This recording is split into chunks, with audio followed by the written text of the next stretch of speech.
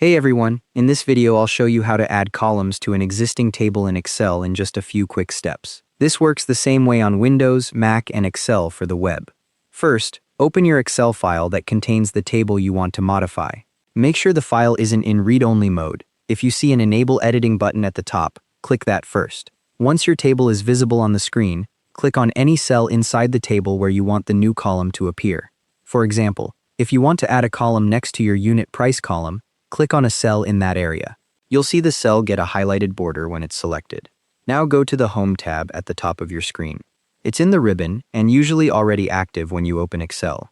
Once you're on the Home tab, look over to the right side where you'll see a section called Cells.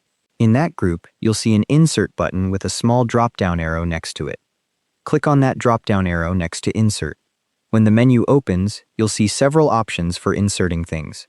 Look for the option that says Insert Table Columns to the right. That's what you want to click. You can also choose Insert Table Columns to the left if you want the new column to appear on the left side of your selected cell instead.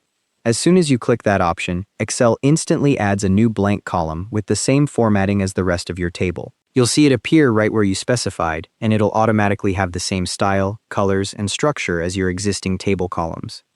The new column will have a default header name like Column 1. Just click on that header cell and type whatever name you want for your column. For instance, you could type Total Sales or Region. Once you've named it, the column is fully part of your table. A couple of quick tips before we wrap up. First, the new column automatically inherits your table's formatting and filters. So if you have filter drop-downs on your other column headers, the new column gets one too. Second, if you have formulas in your table that reference other columns, Excel adjusts those cell references automatically when you insert a new column, so your calculations will keep working correctly without any manual fixes. That's it, your new column is ready to use.